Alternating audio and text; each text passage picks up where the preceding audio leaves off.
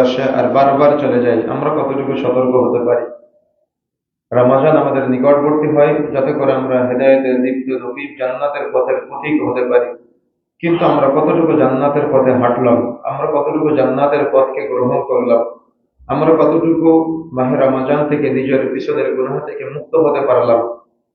রাসূলুল্লাহ সাল্লাল্লাহু আলাইহি সাল্লামের সিয়াম সম্পর্কে, কিয়াম সম্পর্কে, লাইলাতুল কদর সম্পর্কে যতগুলো হাদিসের বর্ণনা পাওয়া যায়, সবগুলোতেই রাসূলুল্লাহ সাল্লাল্লাহু আলাইহি সাল্লাম দুইটা করে শর্ত দিয়েছেন, মান সামা রমাদান, মান কামা রমাদান, মাইয়াকুন লাইলাতুল কদর। এই তিনটা হাদিসেরই দুইটা করে শর্ত, ঈমানান ওয়া ইহতিসাবান। ঈমান থাকতে হবে, নেকির আশা থাকতে হবে। তো আমরা ঈমানের কতটুকু নবায়ন করলাম? নেকির আশা কতটুকু জাগ্রত করতে পারলাম? যদি ইমানই না থাকে, নেকির আশাই না থাকে, তো আমার সিয়াম তো রবের দরবারে কবুলযোগ্য হবে না। বা সিয়ামের মাধ্যমে গফিরা লাহু মা তাকাদ্দামা মিন যামবি, পিছনের গুনাহ থেকে যে মুক্ত হওয়া যায়, কিয়ামের মাধ্যমে পিছনের গুনাহ থেকে যে মুক্ত হওয়া যায়, লাইলাতুল কদরের মাধ্যমে, ইবাদত বন্দেগীর মাধ্যমে পিছনের গুনাহ থেকে যে মুক্ত হওয়া যায়, তো আমার যদি ঈমানান ওয়া ইহতিসাবান, এই দুটি বিষয়ে যদি আমার দুর্বলতা থাকে, আমার যদি ঈমানই না থাকে, নেকির আশা না থাকে, তাহলে কি আমি ফজিলত পাবো? অনেকগুলো প্রশ্ন থেকে যায়। মাহে রমজান থেকে আমরা কি পেলাম? আমরা কি গ্রহণ করলাম? যদি একটু আমরা নিজেদের মধ্যে ক্যালকুলেশন করি তাহলে আমরা বুঝতে পারবো। দেখেন, ইসলাম বলেছে, রাসূলুল্লাহ সাল্লাল্লাহু আলাইহি ওয়াসাল্লাম বলেছেন, রমজানের পরে ঈদের আনন্দ তো তাদের জন্যই যারা মাহে রমজান থেকে নিজের পিছনের গুনাহগুলো মুক্ত করে দিতে পারলো, তাই না? মাহে রমজানের সিয়াম পালনের মাধ্যমে, কিয়ামের মাধ্যমে, লাইলাতুল কদর জাগ্রত হওয়ার মাধ্যমে যারা পিছনের গুনাহ থেকে মুক্ত হতে পারলো, ঈদের আনন্দ তাদের জন্যই।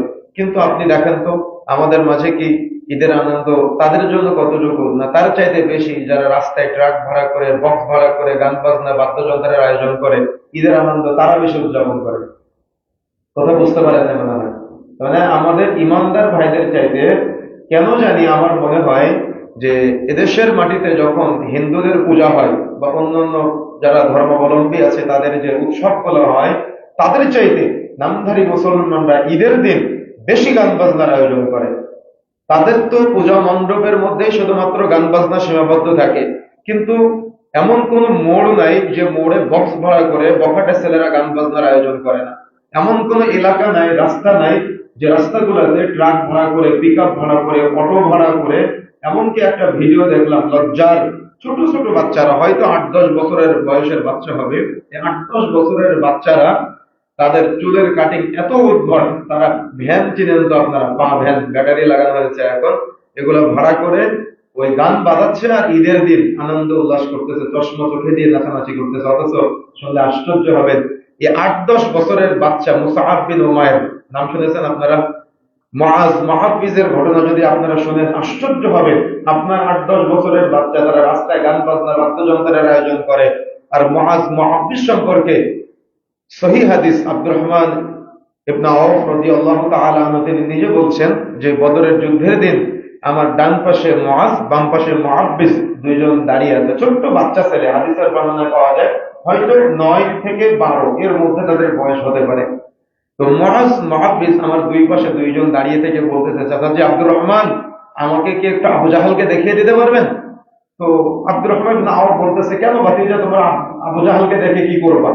তো বলতেছে, আমরা শুনেছি যে আবু জাহাল নাকি আমাদের নবী মুহাম্মদ সাল্লাল্লাহু আলাইহি সাল্লামকে গালি দিয়েছে। তো আব্দুর রহমান ইবনে আওফ তিনি হয়তো ভাবতেছেন যে এই ছোট্ট দুইটা বাচ্চা ছেলে তাদেরকে আবু জাহালকে দেখাই দিলে তারা আর কি বা করবে। তো যেই মুহূর্তে আব্দুর রহমান ইবনে আওফ তিনি নিজেই বর্ণনা করেছেন, তিনি বলছেন, আমি যেই মুহূর্তে তাদেরকে দেখলাম ওই যে ঘোড়ার পিঠে ঘুরে বেড়াচ্ছে, ওটাই হলো আবু জাহাল। তো হাদিসের বর্ণনা এমনটাই, দুইজন বাস পাখির মতো দ্রুত গতিতে গিয়ে আবু জাহালকে তরবারি দিয়ে আঘাত করছে। তাদের চিন্তা চেতনা, তাদের পিতা মাতা তাদের এমন কি শিক্ষা দিয়েছে, আর আমাদের পারিবারিক শিক্ষাগুলা, সামাজিক শিক্ষাগুলা কতটা অধঃপতনে চলে যাচ্ছে। মাহে রমজান বারবার আসে আর মাহে রমজান চলে যায়, সারা রমজান মাস রাসূলের সুন্নাত দাড়িটা লম্বা করি, ঈদের দিন সকালে আবার রাসূলের সুন্নাত দাড়িটা কেটে তারপর ঈদের সালাত আদায় করতে যায়। সারা রমজান মাস সিয়াম পালনের মাধ্যমে মাদক দ্রব্য থেকে আমরা বিরত থাকার চেষ্টা করি। তাহলে আমরা কি পেলাম রমজান থেকে যে ঈদের দিন সকালেই আমার আপনার মাঝে আবার মাদক দ্রব্যের প্রবণতা ব্যাপক হারে বৃদ্ধি প্রাপ্ত হয়? তাহলে আমরা রমজান থেকে কি গ্রহণ করলাম? মাহে রমজানে হয়তো 2-4 জন মহিলা পর্দার সাথে রাস্তাঘাটে চলাচল করতো। যদিও শেষের দিকে সেটা পাওয়া যায় না, রমাজানের শেষের দিকে এত মার্কেটের ভিড় পড়ে যায়, তারপরে রমাজান থেকে যে শিক্ষাটা নিয়েছিল, ঈদের দিন সকালে রাস্তাঘাটে বের হলে এটা যে কোনো মুসলমানের ঈদের দিন নাকি কোনো বিধর্মীদের কোনো অনুষ্ঠান, এটা বোঝা যায় না। তাহলে রমাজান থেকে আমরা কি গ্রহণ করলাম, রমাজান থেকে আমরা কি পেলাম? আমি মদিনায় যখন ছিলাম, আমি মালিক ফাহাদ গেটের পাশে আমাদের একজন দিনী ভাইয়ের খেজুরের দোকান আছে, দোকানে বসে আছি আসরের সালাত আদায় করার পরে। তো মদিনার একজন বোন, উনি আসছেন, সাথে ওনার বাচ্চা হতে পারে বা ছোট একটা ছেলে আছে ওনার সাথে। তো উনি ওই ছেলেকে নিয়ে জিজ্ঞাসা করতেছে, ছেলেকে দিয়েই দোকানদার যে দিনী ভাই আছে আমাদের, ওনাকে জিজ্ঞাসা করতেছে যে এই খেজুরের দাম কত, এই খেজুরের নাম কি। উনি দোকানদার ভাইয়ের সাথে কথা বলে না। তো খেজুর যেটা পছন্দ হলো, উনি ওনার বাচ্চাকে দিয়েই বলালো যে আমার এই খেজুরটা এতটুকু দরকার, যতটুকু পছন্দ হলো ততটুকু নিল, নেওয়ার পরে রিয়াল দেওয়ার সময় ওই বাচ্চাকে দিয়েই দিল। উনি দোকানদারের সাথে কথা বলে নাই, দোকানদারের সাথে কোনো আদান প্রদানও করে নাই। তো আমি কৌতূহলবশত আমাদের যিনি ভাই চট্টগ্রামে, ওনাকে জিজ্ঞাসা করলাম যে ভাই, মহিলা আপনার সাথে কথা বললো না কেন, কারণটা কি? আপনি বাইরে থেকে এসেছেন এই জন্য কি অহংকার করে কথা বললো না, না বিষয়টা কি? সে কি, আমাদের দিকে তো এমনটা নাই পরিবেশ। তো তখন উনি বলছে যে আব্দুল্লাহ ভাই, বিষয়টা হলো যে মদিনার মহিলারা এতটাই পরহেজগার, এতটাই ধার্মিক, যাতে করে তাদের কণ্ঠের পর্দার বরখেলাপ না হয়, এই জন্য তারা পরপুরুষের সাথে কথা বলে না। সুবহানাল্লাহ। কিন্তু আমার আপনার রমাজান থেকে কি শিখলাম? রমাজানের শেষের দিকে যখন ইতিকাফে বসা দরকার, যে সময় লাইলাতুল কদর তালাশ করা দরকার, সেম একই সময়ে আপনি আর আপনার স্ত্রী আর আপনার মেয়ে বাজারে গিয়েছেন, আপনি দেখা যাচ্ছে বোকার মতো দাঁড়িয়ে আছেন, আর আপনার স্ত্রী আর আপনার মেয়ে দোকানদারের সাথে ভাইয়া ভাইয়া করতে করতে দরদাম করতেছে। এটাই কি রমাজানের শিক্ষা? আমরা কি রমাজান থেকে এই শিক্ষাটা গ্রহণ করলাম? তাহলে আমরা কি শিক্ষা অর্জন করলাম? আমরা বিভিন্ন জায়গাতে দেখছি আমাদের মুসলিম ভাইয়েরা নির্যাতিত, নিষ্পেষিত, নিপীড়িত। ইসলাম থেকে আপনি যত দূরে সরে যাবেন, কখন আপনার উপরে আঘাত চলে আসবে আপনি বুঝতে পারবেন না। মানবতা বর্তমানে নাই, মানবতা শূন্য, মূল্যবোধ জিরো। মানুষের মাঝে মাহে রমাদান 50 বার আছে, আপনার জীবনে 50 বছর যদি বয়স হয়, 50 বার আপনি রমাদান পেয়েছেন, আর রমাদান চলে গিয়েছে, আর আপনি কল্পনা করেছেন আগামী রমাদান আসবে, তারপর আমি পরিবর্তন হব। তো পৃথিবীতে কি এমন কোন বহু ব্যক্তি নাই যারা আগামী রমাদানের আশায় থাকতে থাকতে তাদের রোগটা বের হয়ে গেছে? নাই কি এমন কেউ? বহু ব্যক্তি আছে পৃথিবীতে। আমাদের যত সফলতা, সকল সফলতার সমাপ্তি ঘটবে মৃত্যুর মাধ্যমে। মৃত্যুর আগে যদি আমরা মানবতার শিক্ষা অর্জন করতে না পারি, আমরা তো বহু বক্তার মুখে, বহু বক্তব্য, বহু জীবনে শুনেছি যে ওই যে যুদ্ধের প্রান্তরে একজন পানি না খেয়ে আরেকজনকে দেওয়ার চেষ্টা করেছিল, দেওয়ার কথা বলেছিল, শুনেছেন না? কত চমৎকার চমৎকার করে বক্তারা বলে থাকে। কিন্তু ইসলামের এই মানবতার শিক্ষা কি আমরা গ্রহণ করতে পেরেছি? ইসলামের এই মূল্যবোধের শিক্ষা কি আমরা গ্রহণ করতে পেরেছি? মনে রাখার চেষ্টা করবেন, মূল্যবোধ একটা অদৃশ্য বিষয়, যা দেখা যায় না। মূল্যবোধ আপনি কখনো দেখতে পাবেন না, এটা অদৃশ্য বিষয়, মানুষের অন্তরে থাকে। এই মূল্যবোধ যদি জাগ্রত না হয় বা মূল্যবোধের যদি অবক্ষয় হয়, তাহলে ওই পরিবার, ওই সমাজ, ওই রাষ্ট্র, ওই দেশ, ওই জাতি ধ্বংসপ্রাপ্ত হয়ে যায়। যে জাতির মধ্যে মূল্যবোধ নাই, যে জাতির মাঝে আদর্শ নাই, যে জাতির মাঝে মানবতা নাই, ওই জাতি কখনো কল্যাণকামী হতে পারে না, ওই পরিবার কখনো কল্যাণকামী হতে পারে না, ওই ব্যক্তির মাধ্যমে কখনো কল্যাণ আশা করা যায় না। মনে রাখার চেষ্টা করতে হবে, মূল্যবোধ কিন্তু কখনো পরিমাপ করে দেখা যায় না। যেমন মূল্যবোধ আপনি দেখতে পারবেন না, এটা অন্তরের বিষয়, সেম একইভাবে আপনি মূল্যবোধ কখনো পরিমাপ করতে পারবেন না। এজন্য আপনি ব্যবসায়ী হন, আপনি চাকরিজীবী হন, আপনি বাড়িতে বসে থাকা ব্যক্তি হন, আপনি ইবাদত গুজার হন, আপনি যেই হন না কেন, প্রত্যেকটা ক্ষেত্রে মূল্যবোধ যদি আমার আপনার মাঝে না থাকে, তাহলে মুসলমানিত্ব বোধ যেটা আমাদের আছে, বোধটা অপমানিত হবে, অপদস্থ হবে, লাঞ্ছিত হবে আমার আপনার মাধ্যমে। কেন? আমরা তো মুসলিম নামে নামকরণ করি, কিন্তু ইসলাম তো আমাদের দেশে শিক্ষাগুলো দেয় নাই, যে শিক্ষার সাথে আমরা বর্তমানে সংশ্লিষ্ট আছি। ইসলাম যে শিক্ষাগুলো দিয়েছে মূল্যবোধের, সেই শিক্ষাগুলো আমাদেরকে গ্রহণ করতে হবে। যদি আপনি গ্রহণ না করেন, তাহলে দেখবেন পৃথিবীর ধনী ধনী রাষ্ট্রগুলা প্রত্যেকের হাতে একটা করে বাটন রেখে দিয়েছে, প্রত্যেকের হাতে একটা করে বাটন আছে।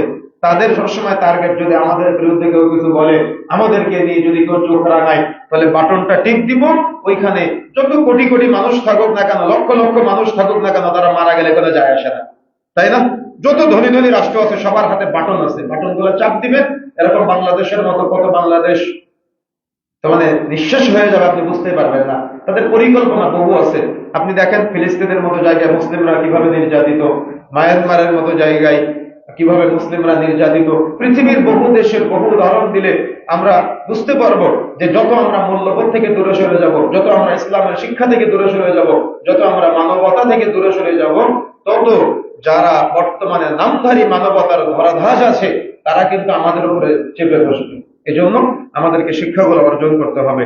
আর আমরা পৃথিবীতে এমন এক পরীক্ষার মধ্যে আছি যে পরীক্ষার প্রায় 999 জন পরীক্ষার প্রশ্ন, তার মানে প্রায় 1000 জন, তার অধিকাংশ, তার মানে 1000 জনই কিন্তু পরীক্ষার প্রশ্ন সম্পর্কে অবগত, পরীক্ষার প্রশ্নের উত্তর সম্পর্কে অবগত, কিভাবে তারা উত্তরের জ্ঞান আহরণ করবে সেটা সম্পর্কে অবগত, কিন্তু আবার 999 জন ফেল করবে। এজন্য আমরা যেন ওই ফেলের কাতারে না যাই, আমরা যেন পাশ করা যে একজন, ওই একজনের কাতারে আমরা থাকতে পারি। এই জন্য আমাদের মাহে রমাজান আমাদের মাঝে আসে আমাদের কিছু রিমাইন্ডার দেওয়ার জন্য, আমাদের পরিবর্তনের জন্য, কিন্তু আমরা পরিবর্তন হতে পারি নাই, আমাদের পরিবারকেও পরিবর্তন হতে পারি নাই। এমনকি আপনারা শুনলে আশ্চর্য হবেন, সারা রমাজান মাস সিয়াম পালন করে ঈদের সালাত আদায় করতে যায় কিন্তু ফজরের সালাত আদায় করে না।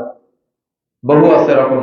এই জন্য আমাকে আপনাকে মানবতা মূল্যবোধের পাশাপাশি দিনের চূড়ান্ত উৎস, চূড়ান্ত শিক্ষাগুলো যদি আমরা গ্রহণ করতে না পারি, তাহলে কিন্তু আমরা কখনো সফলতা অর্জন করতে পারবো না। পৃথিবীর কে কখন কোন দিক থেকে আমাদের নিয়ন্ত্রণ করবে আমরা বুঝতেই পারবো না। এজন্য চতুর্মুখী জ্ঞানের দরকার। দিনের জ্ঞানের পাশাপাশি চতুর্মুখী দুনিয়াবী যে জ্ঞানগুলো আছে এগুলো আমাদেরকে অর্জন করতে হবে এবং আমাদের জাগ্রত হয়ে দুনিয়াতে চলাচল করার প্রচেষ্টা চালাতে হবে। দেখেন, মানবতার অবক্ষয় বা মূল্যবোধের অবক্ষয় যতগুলো আছে তার মধ্যে আমি 5টি পয়েন্ট প্রথমে নোট করেছি। তার মধ্যে একটা হলো ধর্মহীন শিক্ষা ব্যবস্থা। যে শিক্ষা ব্যবস্থার মাঝে ধর্ম নাই, ওই শিক্ষা ব্যবস্থা আপনি যত প্রণয়ন করবেন, যত বাস্তবায়ন করবেন, তত আপনি আপনার সমাজে মানবতা জাগ্রত হোক, আপনি এটা কখনো ওই শিক্ষা ব্যবস্থা থেকে পাবেন না যে শিক্ষার মাঝে ধর্ম নাই। ধর্মহীন শিক্ষা ব্যবস্থা কখনো মূল্যবোধ জাগ্রত করতে পারে না। এই জন্য মূল্যবোধ জাগ্রত করতে হলে অবশ্যই শিক্ষার সাথে সাথে ধর্মের সংশ্লিষ্টতার দরকার আছে। আপনি হয়তো ভাবতেছেন ক্লাস 2 এর একটা বাচ্চার ব্রেনের মধ্যে আপনি এমন একটা শিক্ষা প্রতিষ্ঠানে দিয়েছেন, সেখানে গেলে আপনার সন্তান শিখতেছে আতা গাছে তোতা পাখি, ডালিম গাছে মৌ, এত ডাকি তবু কথা কও না কেন বউ। আপনি হয়তো এটা নিয়ে গবেষণা করেন নাই, কিন্তু ইসলাম নিয়ে যারা গবেষণা করে, যারা বিশেষ করে শিক্ষানুরাগে আছে, তারা এই বিষয়গুলো নিয়ে গবেষণা করে এভাবে বের করেছে আমাদের ব্রেনে নেগেটিভ পজিটিভের ধারণা দেওয়ার জন্যই কিছু ব্যক্তি সবসময় তৎপর থাকে। এই যে ক্লাস 4-5 যখন উঠে বাচ্চারা, ক্লাস 2-3 বাচ্চাদের মাঝে যখন নেগেটিভ পজিটিভের বউ বরের জ্ঞান দেওয়া হচ্ছে, তখনই তো টাঙ্গাইলের ঘাটাইলের মতো জায়গায় আপনারা দেখেছেন ক্লাস 4 এর একটা মেয়ে একটা ছেলের বাড়িতে গিয়ে অনশন করতেছে যে ওই ছেলের সাথে আমার বিয়ে না দেওয়া পর্যন্ত আমি বাড়িতে যাব না। কে শিক্ষা দিয়েছে এগুলা? ক্লাস টিচাররা শিক্ষা দিচ্ছে এগুলা। কিভাবে কিভাবে সহশিক্ষার নামে আপনার সন্তান ধর্মীয় শিক্ষা না থাকার কারণে তারা আজকে এমন এই শিক্ষাগুলো অর্জন করতেছে। এমন বহু উদাহরণ দেওয়া যায়, যে উদাহরণ দিলে আপনারা বুঝতে পারবেন যে ধর্মহীন শিক্ষা ব্যবস্থা আপনার সন্তানকে, আপনার প্রতিবেশীকে, আপনার অধীনস্থদের কাছে কোন পর্যায়ে নিয়ে যাচ্ছে। আলিয়া মাদ্রাসা গুলাতে এতটাই জাহালত বর্তমানে, বিভিন্ন জায়গাতে উৎসবের নামে মাদ্রাসা নামে নামকরণ করা আছে, কিন্তু আপনি শুনলে আশ্চর্য হবেন, এমন বহু রিপোর্ট আছে আমাদের কাছে যে মাদ্রাসা নামে নামকরণ করে সেখানে ঈদের পরবর্তী দিন কনসার্টের আয়োজন করে, বোরখা পরেই মেয়ে বাচ্চারা নাচানাচি করে, আর হুজুররা সেগুলা দেখে। সরকারি মাদ্রাসা নামে নামকরণ করে আজকে আমাদের সমাজে কিন্তু এগুলো অহরহ হচ্ছে। সুতরাং পিকনিকের নামে আপনার সন্তান শিক্ষা সফরে যাওয়ার নাম করে বিভিন্ন জায়গাতে গিয়ে নিজেদের, তার মানে একেবারে জীবন যৌবন সবকিছু ধ্বংস তছনছ নষ্ট করে ফেলতেছে। কিন্তু আমরা কখনো উপলব্ধি করার চেষ্টা করি না, আমরা কখনো বোঝার চেষ্টা করি না যে আমাদের সন্তানদেরকে আমরা কোথায় পাঠালাম, আমাদের পরবর্তী প্রজন্ম যারা আসবে তাদেরকে আমরা কোন পথের পথিক বানাচ্ছি, কোন আদর্শের দিকে আমরা নিয়ে যাচ্ছি। এই জন্য সর্বসম্মতিক্রমে মূল্যবোধের অবক্ষয়ের যতগুলি কারণ আছে তার মধ্যে অন্যতম প্রধান কারণ হলো ধর্মহীন শিক্ষা ব্যবস্থা। সুতরাং শিক্ষার সাথে ধর্ম সংশ্লিষ্ট করতে হবে। যদি ইসলাম আপনার শিক্ষার সাথে সংশ্লিষ্ট না থাকে তাহলে আপনার সন্তান অভ্যস্ত হয়ে যাবে, আপনার সন্তানের আদর্শগুলো গ্রন্থিত হয়ে যাবে। এই জন্য শিক্ষার সংস্পর্শে আসতে হবে এবং প্লাস ধর্মের সংশ্লিষ্টতা থাকতে হবে। 2 নম্বর, নিয়ন্ত্রণহীন পারিবারিক ব্যবস্থা। যে পরিবারে কোনো নিয়ন্ত্রণ নাই, সন্তান কিভাবে মানুষ করবে এমন কোনো নিয়ন্ত্রণ যে পরিবারে নাই, ওই পরিবার কখনো মূল্যবোধ শিক্ষা অর্জন করতে পারে না। মানবতার শিক্ষাও ওই পরিবার থেকে কখনো পাওয়া যায় না। আলোচনার মধ্যে বিস্তারিত আসবে, তবে পয়েন্ট মনে রাখার চেষ্টা করবেন যে নিয়ন্ত্রণহীন পারিবারিক ব্যবস্থাপনা গুলা আজকে ওই যে সন্তানদের কথাগুলো বললাম না, যারা ঈদের দিন গান বাজনা বাদ্যযন্ত্রের আয়োজন করে, আমি বক্তব্য যতই দিই না কেন, কুরবানির ঈদের দিন দেখবেন যে আপনার বহু টাকা আছে, আপনি 5 লাখ টাকা দিয়ে 5টা গরু কুরবানি করেছেন, কিন্তু ওদিকে আপনার মেয়েটা আরেকটা ছেলের সাথে গিয়ে পার্কে তার চরিত্র কুরবানি করতেছে। আপনি এদিকে আপনার আল্লাহ সামর্থ্য যতটুকু দিয়েছেন, গরু ছাগল ভেড়া আপনি কোরবানি করেছেন, ঈদের দিন কোরবানির ঈদের দিন গিয়ে আপনি দেখবেন যে আপনার ছেলেটা সেম একই ভাবে লটারির আয়োজন করতেছে, গান বাজনা বাদ্যযন্ত্রের আয়োজন করে তার চরিত্র যা কিছু আছে সব কোরবানি করে ফেলতেছে। তাহলে আমরা কি শিক্ষা অর্জন করলাম? আমরা কি শিক্ষা দিলাম? অথচ ইব্রাহিম আলাইহিস সালাম তার সন্তানকে বলছে, আমি তোমাকে কোরবানি করার জন্য স্বপ্নে দেখেছি। আর সন্তান বলছে, আল্লাহ আপনাকে যেটা নির্দেশ দিয়েছেন আপনি কার্যে পরিণত করেন, আপনি অবশ্যই আমাকে ধৈর্যশীলদের সাথে পাবেন। তাহলে তাদের সন্তান মানুষ করার পলিসি কেমন, তাদের পারিবারিক জীবন কেমন, আর আমাদের পারিবারিক জীবন সন্তান আত্মীয়িত করার, সন্তান মানুষ করার বা আমাদের পারিবারিক ব্যবস্থাপনা গুলো আমরা কিভাবে সাজাচ্ছি যে আমরা তাদের মতো হতে পারলাম না। এজন্য ওলামায়ে কেরাম বলেছেন নিয়ন্ত্রণহীন পারিবারিক ব্যবস্থাপনা এটা হলো আদর্শ সন্তান থেকে সমাজ যে আজকে তাদেরকে ভলন্টিত করে দিচ্ছে, মনে রাখার চেষ্টা করতে হবে মূল্যবোধ অবক্ষয়ের একটা কারণ হলো নিয়ন্ত্রণহীন পারিবারিক ব্যবস্থা। 3 নম্বরে বিচারহীনতা। সেটা আপনার পারিবারিক বিচার হতে পারে, সেটা আপনার সামাজিক বিচার হতে পারে, সেটা আপনার রাষ্ট্রীয় বিচার হতে পারে। এই 3টা ধাপের বিচারহীনতা যদি কোনো সমাজে, কোনো পরিবারে, কোনো রাষ্ট্রে থাকে, তাহলে ওই পরিবার, ওই সমাজ, ওই রাষ্ট্র কখনো মানবতা শিখতে পারে না। বরং যদি সমাজে থাকে, চুরি করলে হাত কেটে দেওয়া হবে, জেনা করলে দেখা যাচ্ছে যদি কোনো বিবাহিত নারী পুরুষ জেনায় লিপ্ত হয় তাকে রজম করা হবে, হত্যা করা হবে, হিট ঢেল পাথর মেরে মেরে তাকে হত্যা করা হবে। তারপরে দেখা যাচ্ছে অবিবাহিত যদি কেউ জেনায় লিপ্ত হয় তাকে বেত্রাঘাত করতে হবে। এরকম ইসলামের যতগুলো বিধান আছে শাস্তি আরোপের ক্ষেত্রে যদি আমরা এগুলা পালন করতে পারি, তাহলে দেখবেন যে সমাজ আদর্শ সমাজে পরিণত হবে। শুধুমাত্র ইসলামের যে চূড়ান্ত বিধানগুলো আছে এগুলার পাশাপাশি দেখা যাচ্ছে কোনো একটাকে কেন্দ্র করে কোনো একটা গ্রাম্য পর্যায়ের বিচার সালিশ বলেন, পারিবারিক পর্যায়ের বিচার সালিশ বলেন, রাষ্ট্রীয় পর্যায়ের বিচার সালিশ বলেন, সবগুলোই একটা মীমাংসার জন্য বছরের পর বছর একজন ব্যক্তি সে হত্যা করে নাই, বুঝেন না মনে হয়, একজন ব্যক্তি সে হত্যা করে নাই, এই হত্যা করে নাই প্রমাণ করতে 10 বছর সময় চলে যায়। কথা কি বুঝতে পেরেছেন? এই সমাজ কখনো আদর্শিত হতে পারে না, এই সমাজ কখনো মূল্যবোধ জাগ্রত করতে পারে না, বা এই পরিবার, এই ব্যক্তি জীবন, এই আদর্শহীন রাষ্ট্র কখনো দেখা যাচ্ছে একটা আদর্শ সমাজ, একটা আদর্শ জাতি কখনো উপহার দিতে পারে না। এই জন্য ওলামায়ে কেরাম বলেছেন বিচারহীনতা মূল্যবোধ অবক্ষয়ের অন্যতম একটা কারণ। এই জন্য বিষয়টার প্রতি আমাদের গুরুত্ব দিতে হবে। 4 নম্বরে প্রচার মাধ্যম যেগুলো আছে, দেখা যাচ্ছে তিলকে তাল বানানো, সত্যকে মিথ্যা বানানো, মিথ্যাকে সত্য বানানো। তারপরে একজন ব্যক্তি যদি ছোট কোনো অপরাধ করে সেই অপরাধকে বিশাল অপরাধে পরিণত করা, তাহলে এগুলা প্রচার মাধ্যমগুলোর এখন বড় একটা পার্ট হয়ে দাঁড়িয়েছে। তার মানে কোন একটা নিউজ যদি এদিক ওদিক থেকে উল্টা পাল্টা করে দিতে পারে, তাহলে সে মোটা অঙ্কের টাকা ইনকাম করতে পারবে। আর যাকে নিয়ে নিউজ করলো তার কোনো এক পর্যায়ে আত্মহত্যা করা ছাড়া তার কোনো পথ থাকে না। এমন একটা পরিবেশ হয়েছে আমাদের প্রচার মাধ্যমগুলা, হলুদ সাংবাদিকতা, হলুদ মিডিয়া। সুতরাং আর এখন তো আমাদের মোবাইল গুলাতে রিলস ভিডিও, ইউটিউব, টিকটক, ফেসবুকের বিভিন্ন রিলস ভিডিওতে কে কাকে নিয়ে কিভাবে কি পচায়, কে কাকে কিভাবে কি বলে, কেউ ওয়াইলুল লিকুল্লি হুমাযাতিল লুমাযা, এই শিক্ষাটা কারোর মাঝে নাই। এই জন্য মানুষ মানুষের সামনে অপমান করতেও ছাড়ে না, মানুষ মানুষের পিছনে নিন্দা করতেও ছাড়ে না। অথচ আল্লাহ রাব্বুল আলামিন বলছেন মানুষ মানুষের সামনাসামনি অপমান করতে পারবে না, মানুষ মানুষের পিছনে অপমান করতে পারবে না। অথচ পারিবারিক কোনো একটা সমস্যা, সুবিধা অসুবিধা দেখা যাচ্ছে নিজেরাই নিয়ন্ত্রণ করা যায়, কিন্তু সেটা কিভাবে কিভাবে লক্ষ লক্ষ কোটি কোটি মানুষের কাছে পৌঁছে যাচ্ছে, তার জীবন যৌবন দুনিয়া সবকিছু ধ্বংস হয়ে যাচ্ছে। এই জন্য প্রচার মাধ্যম যদি কখনো তাদের মাঝে মূল্যবোধ না থাকে, তাহলে যে সমাজের প্রচার মাধ্যমগুলা এই মূল্যবোধহীন শিক্ষাগুলো ছড়ায়, ওই সমাজের মানুষের মাঝে কখনো মূল্যবোধ পাওয়া যায় না।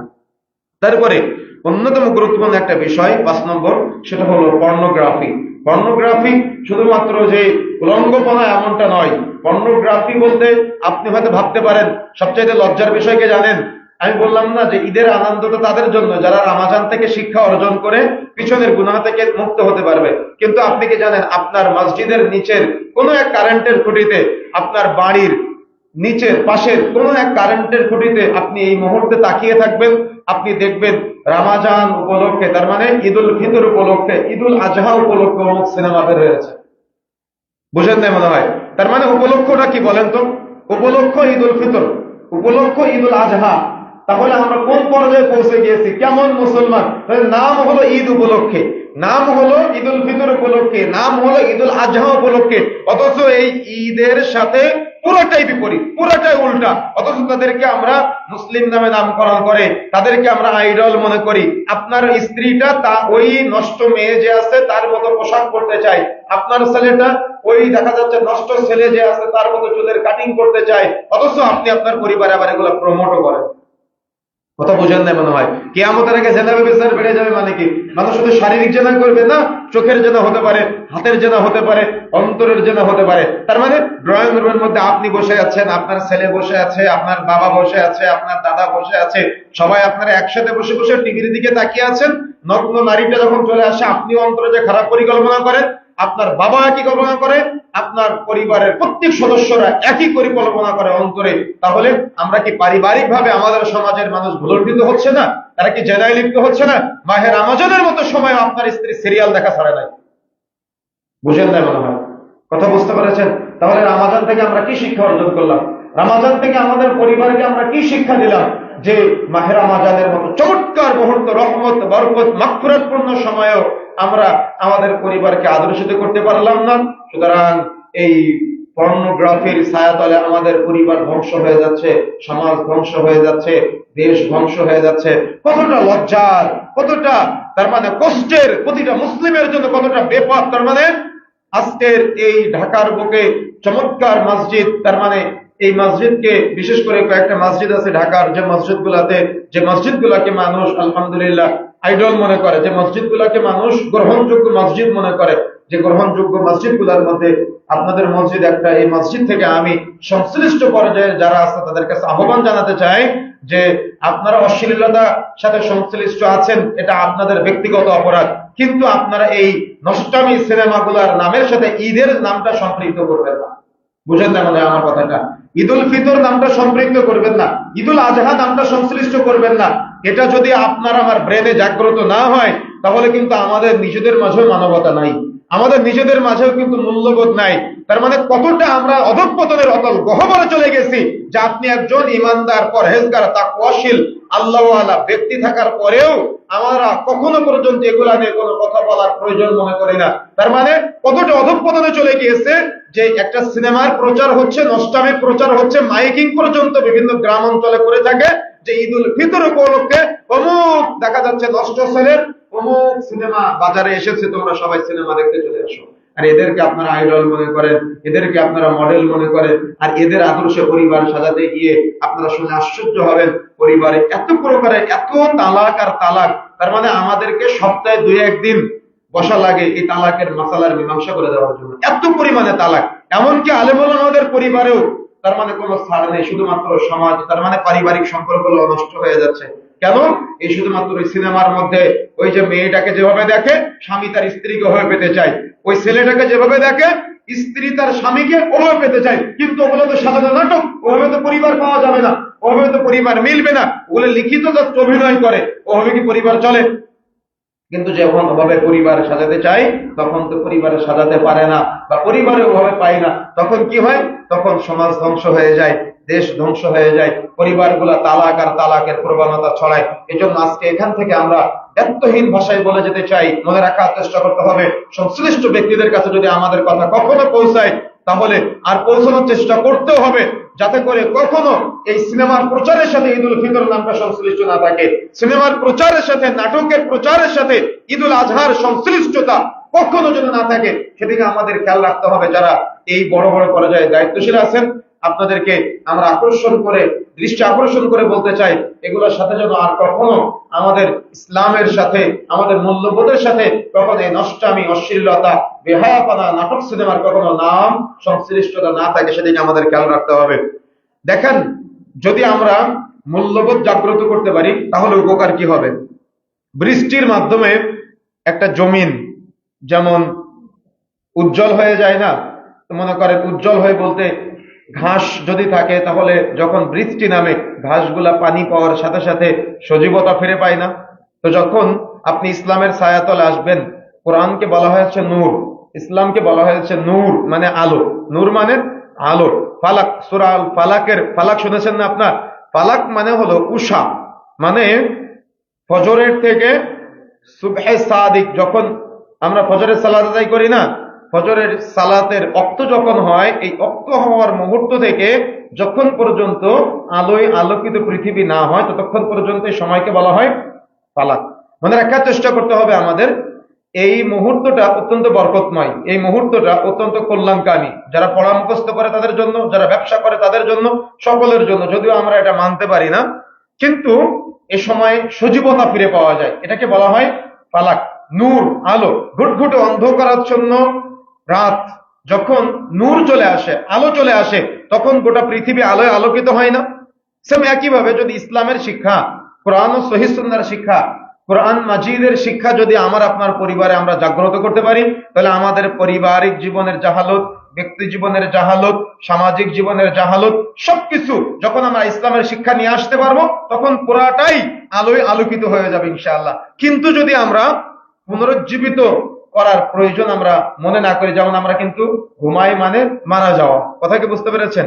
তো আমরা কিন্তু আবার জাগ্রত হই, জাগ্রত হওয়ার পরে নূর হিসেবে যদি কোরআনকে আমরা গ্রহণ করে না করি, আলো হিসেবে আমরা গ্রহণ না করি, ফালাক হিসেবে যদি আমরা গ্রহণ না করি, তাহলে কিন্তু আমরা কল্যাণকামী হতে পারবো না। দেখেন, এই মুহূর্তকে নিয়ে বিশেষ করে আপনি পরিবারকে আলোয় আলোকিত করার মুহূর্ত, কল্যাণকর মুহূর্ত, এটা আমরা যে লাইলাতুল কদরের রাত্রি জাগ্রত হই না, লাইলাতুল কদরের রাত্রি জাগ্রত হওয়ার সময় আমরা কিন্তু ফজরের সালাত আদায় করার পরে ঘুমিয়ে যাই, কিন্তু আমরা আরবিয়ান, বিশেষ করে সূরা কদরের তাফসীরের মধ্যে আমরা, সৌদি আরবের একটা তাফসীরের মাঝে আমরা দেখলাম এই কদরটা এই ফালাক পর্যন্ত অতিক্রম করে, ফালাক পর্যন্ত থাকে। তার মানে কোন সময় পর্যন্ত? আমরা তো ফজরের সালাত আদায় করে ঘুমিয়ে যাই, কিন্তু কদরটা থাকে হলো যতক্ষণ পর্যন্ত পৃথিবী আলোয় আলোকিত না হয় ততক্ষণ পর্যন্ত। কথা কি বুঝতে পেরেছেন?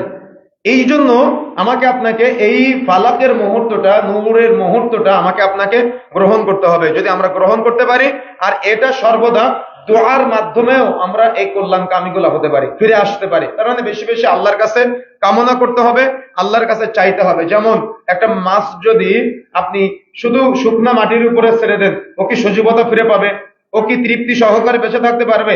তাকে পানির মধ্যে যদি আপনি ছেড়ে দেন, তাহলে ও তৃপ্তি সহকারে চলাচল করতে পারবে। সেম একইভাবে যদি আমরা দুনিয়াতে মূল্যবোধ জাগ্রত করে, মানবতা জাগ্রত করে আমরা দুনিয়াতে চলাচল করতে পারি, তাহলে দেখা যাচ্ছে পবিত্র কোরআন ও সহিহ সুন্নাহর নিকটবর্তী যদি আমরা চলতে পারি, দুনিয়াতে থাকতে পারি, তাহলে আমাদের মাঝে যেমন নূর, আলো, ফালাক এগুলো সংশ্লিষ্টতা থাকবে, সেম একইভাবে আমাদের সমাজ, আমাদের রাষ্ট্র, আমাদের দেশ, আমাদের পারিবারিক জীবন, ব্যক্তিগত জীবন সব আলোয় আলোকিত হবে ইনশাআল্লাহ। যদি আপনারা এভাবে না সাজায়, তাহলে কি ক্ষতি হতে পারে?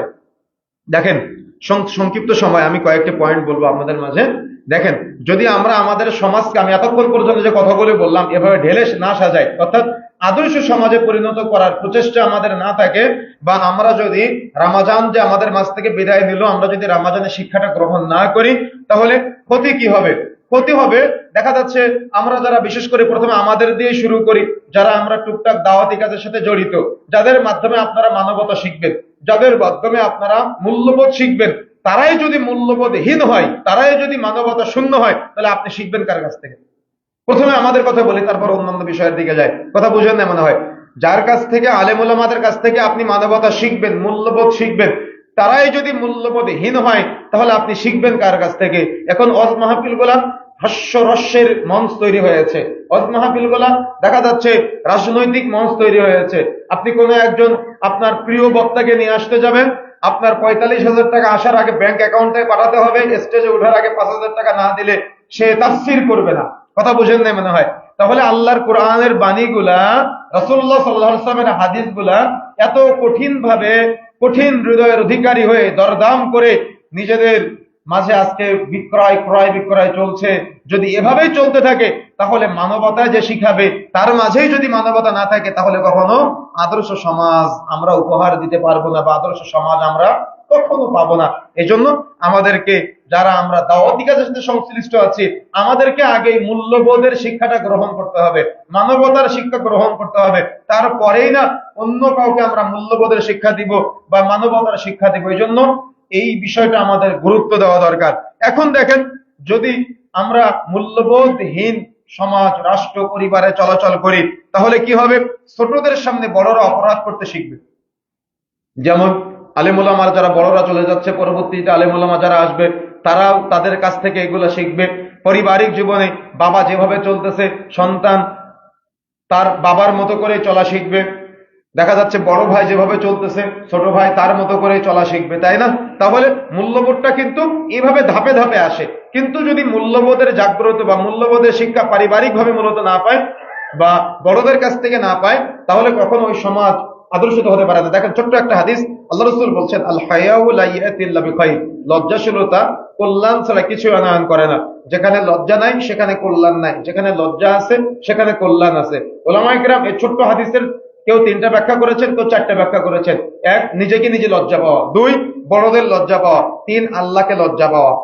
তবে ইমাম নববী রাহিমাহুল্লাহ এখানে আরেকটা কথা সংশ্লিষ্ট করেছেন, যুক্ত করেছেন, সেটা হলো বড়রা ছোটদের লজ্জা পাওয়া।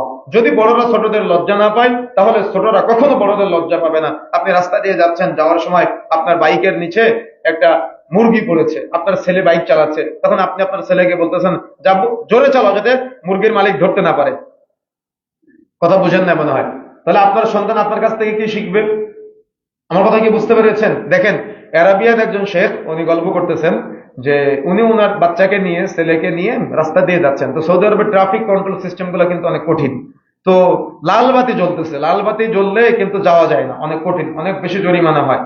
তো ওখানে ট্রাফিক পুলিশ না থাকার কারণে উনি গাড়ি চালিয়ে চলে যাচ্ছে। পিছন দিক থেকে ওনার বাচ্চা বলতেছে, আব্বু লাল বাতি জ্বলাকালীন সময় যে আপনি চলে আসলেন, ট্রাফিক সিগন্যাল জ্বলা সত্ত্বেও যে আপনি চলে আসলেন।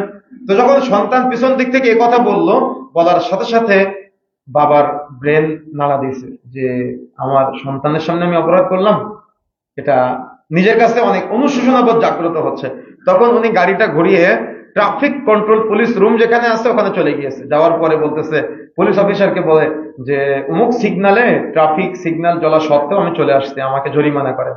তো বলতেছে, ওখানে যে পুলিশ অফিসার ছিল সে আপনাকে দেখে নাই, তার কাছে জরিমানার জন্য যেতেন। তো বলতেছে যে ওখানে কেউ ছিল না, কেউ দেখে নাই, এজন্য তো আমি আপনার কাছে এসেছি। তো বলতেছে, কেউ যখন দেখে নাই আপনি চলে যেতেন, এখানে জরিমানা দিতে আসার দরকার কি ছিল?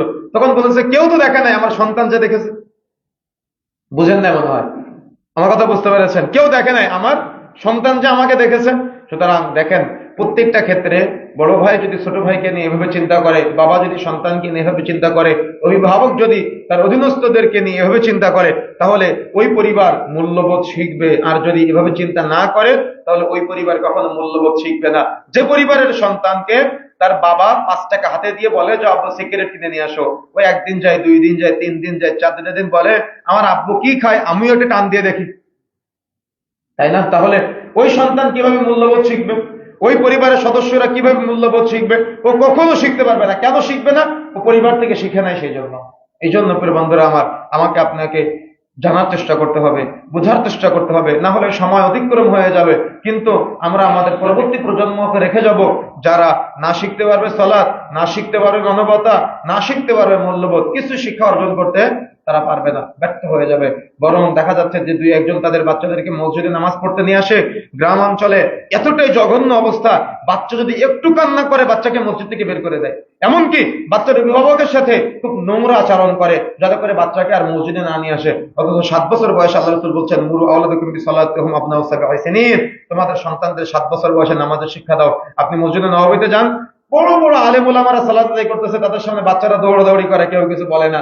মসজিদে নববীর এক কর্নারে যাতে করে বাচ্চারা মসজিদে আসে এজন্য খেলনার ব্যবস্থা করা হয়েছে, তাদের নামাজের ক্ষতি হয় না। আমরা তাদের চেয়ে বড় বড় পরহেজগার হয়েছে আজকে। রাসূলুল্লাহ সাল্লাল্লাহু আলাইহি ওয়াসাল্লাম সালাত আদায় করতেছে, নামাজ পড়তেছে, রাসূলের নাতি হাসান হুসাইন রাসূলের ঘাড়ে পিঠে উঠে, রাসূলের নামাজের ক্ষতি হয় না।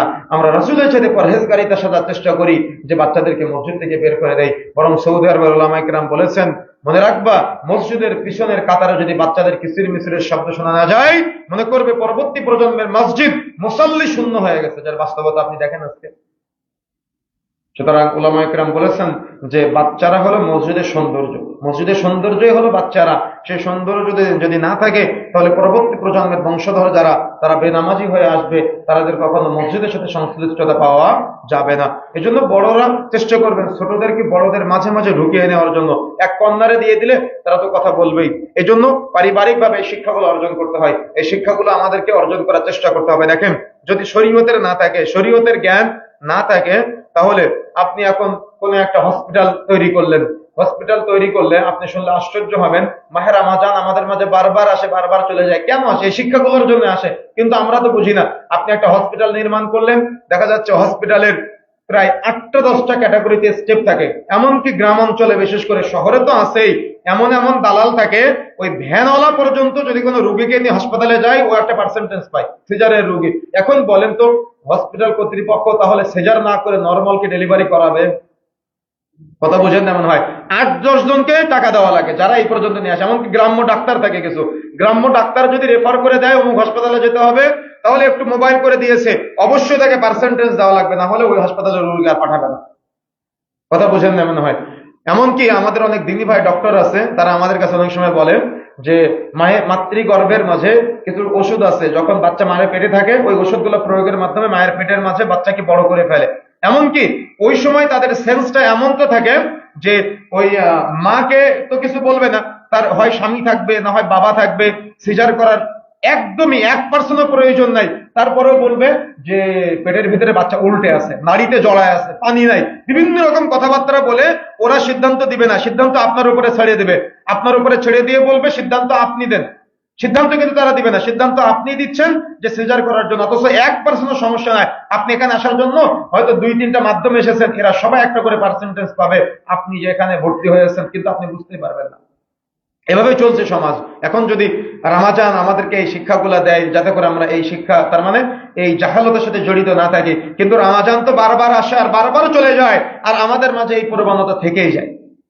কথা বুঝেন না? মনে হয় কথা কি বুঝতে পেরেছেন? এগুলা আজকে আমাদের। আর দেখবেন যে ডক্টরদের কোনো, যদি আপনি চেম্বারে যান, বের হওয়ার সাথে সাথে বহু লোক আপনার ওই প্রেসক্রিপশনটা আছে ছবি উঠাবে। কেন ছবি উঠাবে?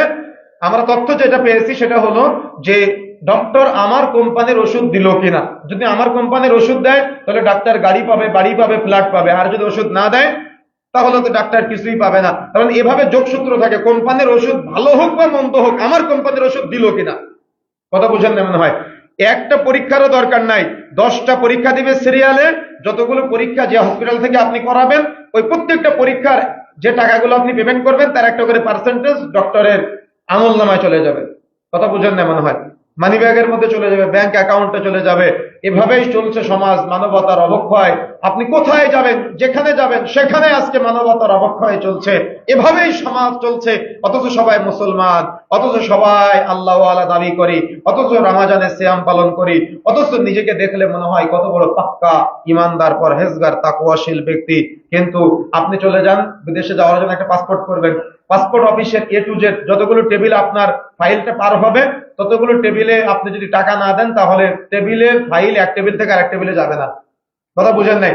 পুলিশ ভেরিফিকেশনের জন্য আসবে আপনার কাছে, পুলিশ ভেরিফিকেশনের জন্য যারাই শান্তি প্রগতির শিক্ষা শিরোনাম দিয়ে চলাচল করে আপনার কাছে তথ্য নেওয়ার জন্য আসবে। কিন্তু আপনি যদি 1000 টাকা, 2000 টাকা, 5000 টাকা ব্যক্তিভেদে ঘুষ না দেন, তাহলে আপনার তথ্য ভুলভাল দিয়ে দিবে, আপনি পাসপোর্ট পাবেন না। কেন? তারা কি মানুষ না? তারা কি মুসলমান না? তাদের মাঝে কি মূল্যবোধ নাই? কেন মূল্যবোধ হারিয়ে গেল?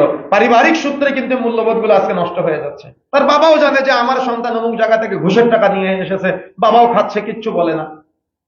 কথা বুঝেন না? মনে হয় মাও খাচ্ছে, কিচ্ছু বলে না, স্ত্রীও খাচ্ছে, কিছুই বলে না। চলছে তো চলছে, এভাবেই মূল্যবোধের অবক্ষয় সমাজে চলছে। যতই বক্তব্য দেন, জুমার খুতবা শুনলাম, বাড়িতে যাওয়ার পরে হুজুর তো হুজুরের মতো বলে গেল, আমি মানব আর কতটুকু। চিন্তা এভাবেই চলে যায় আমাদের, এভাবেই রমাজান চলে যায়। কখন না জানি মৃত্যু চলে আসবে, আর পৃথিবীর সকল সফলতার সমাপ্তি ঘটে যাবে মৃত্যুর মাধ্যমে। আর আল্লাহ রাব্বুল আলামিন বলছেন, আলহাকুমুত তাকাসুর, প্রাচুর্যের প্রতিযোগিতা তোমাদের দুনিয়াতে মোহচ্ছন্ন করেছে, হাত্তা যুরতুমুল মাকাবির, যতক্ষণ পর্যন্ত না তোমরা কবরে যাবে ততক্ষণ পর্যন্ত তোমাদের আরো চাই, আরো চাই, এই প্রবণতা থাকবে। ডাক্তার ভাইরা রাগ করিয়েন না, আমাদের দিয়ে শুরু করেছিলাম যে কথা বলছি। এরপরে দেখেন, আপনি কোন একটা NID কার্ড করতে যাবেন, আপনি ভূমি অফিসে যাবেন, আপনি যেখানেই যান না কেন দেখেন, বিশেষ করে ভূমি অফিস গুলাতে একটা জমি রেজিস্ট্রি করার জন্য কতটা টেবিলে যে আপনার ঘুষ দেওয়া লাগে, কতটা টেবিলের, তার মানে এটার সিগনেচারের জন্য। বিশেষ করে আমাদের একজন দিনী ভাই ছিল উত্তর সিটি কর্পোরেশনে, ও গল্প করতেছে সে যখন দিন বুঝতো না এমনও পর্যায়ে গেছে যে একটা সিগনেচারের বদলে লক্ষ লক্ষ টাকা পাওয়া যায়। বুঝেন না মনে হয়? এখন ওই প্ল্যানটা ভালো হোক মন্দ হোক, ভুল হোক আর ঠিক হোক, এটা দেখার বিষয় না। তার মানে লক্ষ লক্ষ টাকার বিনিময়ে সিগনেচার পাওয়া যায়, অনুমোদন পাওয়া যায়। তাহলে এ সমাজে কিভাবে আপনি আদর্শিত সমাজ গড়তে চান? কিভাবে? রমাজান বারবার আসবে, রমাজান বারবার চলে যাবে, কিন্তু আমাদেরকে এগুলা থেকেই যাবে। আপনার ব্যবসা হলো একটা ডুপ্লিকেট ব্যবসা। শিশু খাদ্য আপনি তৈরি করেন, কিন্তু শিশু খাদ্যের কোনো কিছু আপনি দেন না। একটা জুস তৈরি করেন, লিখেছেন আমের জুস, কিন্তু সেটা পুরাটা কুমড়া দিয়ে বানানো, কেমিক্যাল দিয়ে বানানো। কিন্তু এই যারা ভোক্তা অধিকার সংশ্লিষ্ট কর্তৃপক্ষ আছে, দেখা যাচ্ছে যে আপনি যখন তাদের কাছে কোনো সার্টিফিকেট নিতে যাচ্ছেন, কিছু টাকা দিলেই সব মাফ। কথা বুঝেন না মনে হয়? আপনি একটা ট্রেড লাইসেন্স পেয়ে যাবেন, কিন্তু পুরাটাই ভুয়া। কথা বুঝেন না মনে হয়? কথা কি বুঝতে পেরেছেন? এগুলো চলছে, সমাজে চলছে। আজকে পুঁজিবাদী অর্থনীতি, সুদভিত্তিক অর্থনীতি। আপনি একটা ব্যবসায়ীকে কিভাবে উপরে উঠানো যায়, একটা কিভাবে ব্যবসায়ীকে কিভাবে ধস নামানো যায়, এই পুরো পলিসি ব্যাংক কর্তৃপক্ষগুলো আজকে জানা আছে। বুঝেন না মনে হয়? কথা কি বুঝতে পেরেছেন? পুরো পলিসি জানা আছে, কখন কার জীবন ধ্বংস করে দিবে, কখন কার জীবন গড়ে তুলবে, এটা আপনি বুঝতে পারবেন। একটা 1 কোটি টাকা লোন পাস করতে গেলে ম্যানেজারকে 10 লাখ টাকা দেওয়া লাগে। কথা বুঝেন না মনে হয়? এর সাথে সাথে সুদ তো আছেই। এগুলা সমাজে এই সুদভিত্তিক অর্থনীতিগুলা বহু ব্যবসায়ী আছে, তাদেরকে পথে নামিয়ে দিয়েছে।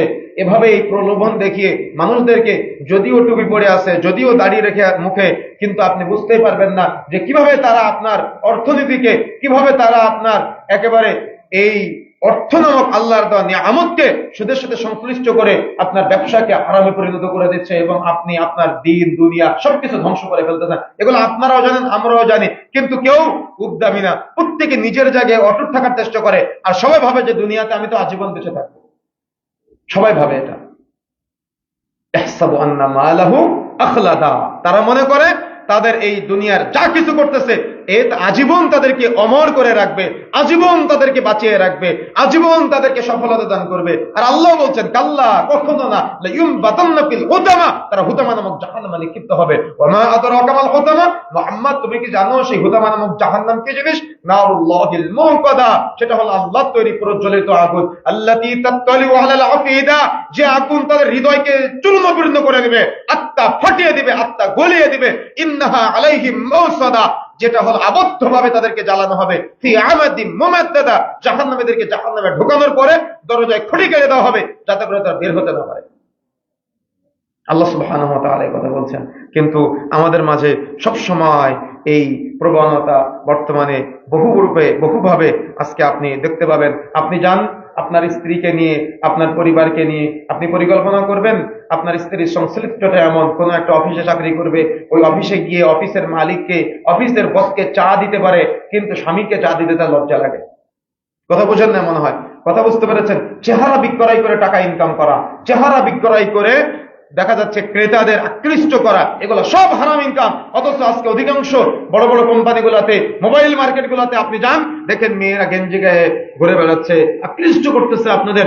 অথচ একটা বারের জন্য এদের বাবারা ভাবে না, এদের স্বামীরা ভাবে না যে আমার সন্তানকে কোথায় পাঠালাম, আমার স্ত্রীকে কোথায় পাঠালাম। রমাজান তো আমাদের মাঝে শিক্ষাটা দেওয়ার জন্য আসে, কিন্তু আমরা তো মূল্যবোধ শিক্ষা অর্জন করতে পারি নাই, আমরা ব্যর্থ হয়েছি নিজেরাই। সুতরাং করে বন্ধুরা আমার, আমাকে আপনাকে উপলব্ধি করতে হবে, বড় বড় অফিস আদালত কোম্পানিগুলোতে নারীদেরকে সংশ্লিষ্ট করার মাধ্যমে, আমি কিন্তু নারীদের বলি নাই যে তারা অপমানের, বলি নাই অমুসলিমদের মতো যে নারীরা, যেমন খ্রিস্টান ধর্মে বলা হয় নারীরা বড় নরকের প্রবেশদ্বার।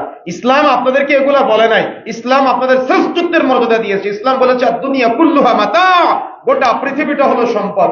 অখায়রু মাতাঈদ দুনিয়া, তার মধ্যে শ্রেষ্ঠ সম্পদ হলো আল মারআতু আস-সালিহা, সতী এবং সাধু স্ত্রী। স্বামী ইনকাম করবে, স্বামী উপার্জন করবে, কষ্ট পরিশ্রম করবে বাইরে, আর স্ত্রী বাড়িতে তার এই পরিবারকে আগলে রাখবে, যত্নে রাখবে। স্বামী পরিশ্রম করে বাড়িতে আসবে, স্ত্রীর দিকে তাকালেই তার পরিশ্রম গুলা, কষ্ট গুলা সব লাঘব হয়ে যাবে।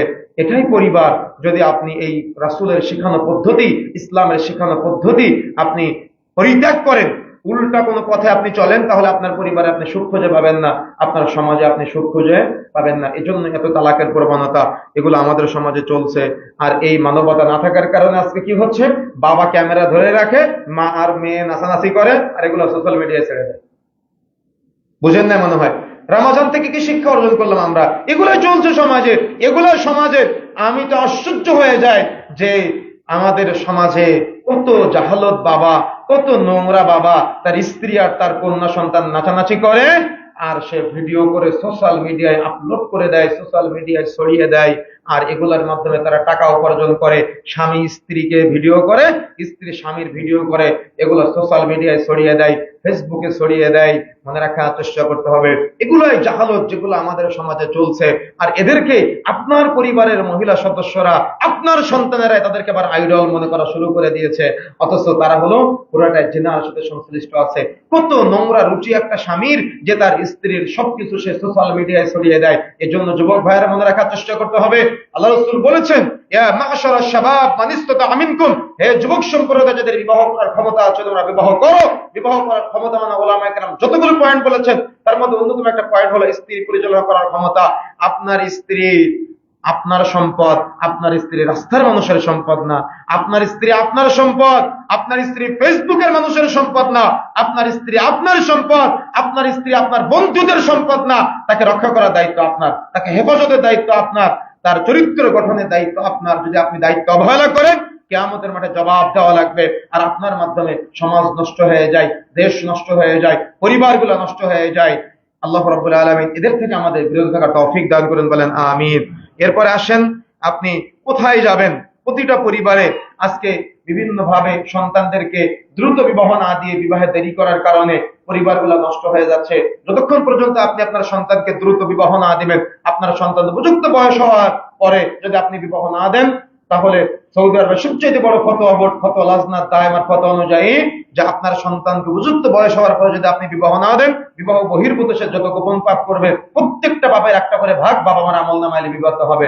আপনি হয়তো ভাবতেছেন আপনার ছেলেটা ফেরেশতা, আপনি হয়তো ভাবতেছেন আপনার ছেলেটা গোপন পাপ করে না, কিন্তু সে দেখা যায় তার চরিত্র রক্ষা করার জন্য, তার মানে চরিত্র তো সঠিক জায়গায় সে কাজে লাগাতে পারে না, অকাজে কুকাজে বিভিন্ন জায়গাতে পার্কে বিভিন্ন জায়গায় চরিত্র নষ্ট করার চেষ্টা করে। যখন সে অপাত্রে তার চরিত্র নষ্ট করে দেয়, যখন তার বিবাহ হয়, বিবাহ হওয়ার পরে সে আর কোনো প্রশান্তি পায় না। কথা কি বুঝতে পেরেছেন? এই জন্য সন্তানকে দ্রুত বিবাহ দিয়ে সমাজে মানবতার মূল্যবোধ যাতে করে অবক্ষয় না হয়ে যায় সেদিকে আমাদের খেয়াল রাখতে হবে। তা না হলে সমাজ ধ্বংস হয়ে যাবে, দেশ নষ্ট হয়ে যাবে, রাষ্ট্র ধ্বংস হয়ে যাবে। আপনি কোন একটা অফিসে চাকরি করেন, ৫ ওয়াক্ত সালাত আপনি আদায় করেন, ওই অফিসে চাকরি করার সময় আপনার অফিসে ঢোকার কথা প্রতিদিন সকাল ৯টায়, বের হওয়ার কথা বিকাল ৫টায়, কিন্তু আপনি প্রতিদিন ঢোকেন সকাল ৯:৩০, বের হয়ে আসেন সকাল ৪:৩০। বুঝেন না মনে হয়? আপনার মালিক এক মাসে ১,০০০ টাকা কম দিলে আপনি আপনার মালিককে বলেন, এ কত জালিম, আমার ১,০০০ টাকা কম দিয়েছে। কিন্তু আপনি যে প্রতিদিন ১ ঘন্টা করে কর্মঘন্টা ফাঁকি দিচ্ছেন, ৩০ দিনে গিয়ে ৩০ ঘন্টা কর্মঘন্টা ফাঁকি দিলেন, আপনি কি নিজেকে কখনো জালিম বলেছেন? আমার কথা বুঝেন না মনে হয়? নিজেকে নিয়ে চিন্তা করতে হবে তো আগে, নিজেকে নিয়ে নিজে ভাবতে হবে তো আগে যে আমি কি করলাম। সুতরাং এই যতগুলো বিষয় আমি আজকে উপস্থাপন করলাম, পুরোটা সংশ্লিষ্ট বিষয় নিয়ে যদি আমরা একটু প্রচেষ্টা না করি, চিন্তা না করি, তাহলে কিন্তু আমাদের সমাজ আদর্শিত হবে না, আমাদের দেশ আদর্শিত হবে না, আমাদের পরিবারগুলা কিন্তু আদর্শিত হবে না। এজন্য আমাকে আপনাকে এগুলা নসিহা করতে হবে। মানুষকে যেমন সৎ কাজের আদেশ দিবেন, পাশাপাশি অসৎ কাজের নিষেধ করতে হবে। সৎ কাজের আদেশ দিলে ভালোবাসা পাওয়া যায়, কিন্তু অসৎ কাজের নিষেধ করলে মানুষ ঘৃণা করবে আপনাকে। তারপর অসৎ কাজ নিষেধ করতে হবে। কেন? আল্লাহ রাব্বুল আলামিন এবং রাসূলুল্লাহ সাল্লাল্লাহু আলাইহি ওয়াসাল্লাম যত জায়গায় সৎ কাজের আদেশের কথা বলেছেন, পাশাপাশি আবার অসৎ কাজের নিষেধের কথা বলেছেন। সুতরাং বিষয়টা আমাদের গুরুত্ব দিতে হবে, না হলে মানবতার মূল্যবোধ গুলা দিনে দিনে নষ্ট হয়ে যাবে, ধ্বংস হয়ে যাবে। এই জন্য আমাকে আপনাকে আল্লাহ সুবহানাহু ওয়া তাআলা তৌফিক দান করুন। আমরা সংক্ষিপ্ত সময়ে যে কথাগুলো বলেছি, আল্লাহ রাব্বুল আলামিন যেন আমাদের অত্র যে ভুল ভ্রান্তিগুলো নিয়ে আলোচনা করেছি সেগুলো আমাদেরকে বিরত থাকার তৌফিক দান করুন, আল্লাহুম্মা আমিন। এবং আমরা যাতে করে আমাদের সমাজে মানবতা এবং মূল্যবোধ জাগ্রত করতে পারি, আল্লাহ সুবহানাহু ওয়া তাআলা আমাদের সবাইকে সেই তৌফিক দান করুন, আল্লাহুম্মা আমিন। আলহামদুলিল্লাহ আলহামদুলিল্লাহ নাহমাদুহু ওয়া নাস্তাঈনুহু ওয়া নাস্তাগফিরুহু ওয়া নু'মিনু বিহি ওয়া নাতাওয়াক্কালু আলাইহি ওয়া নাউযু বিল্লাহি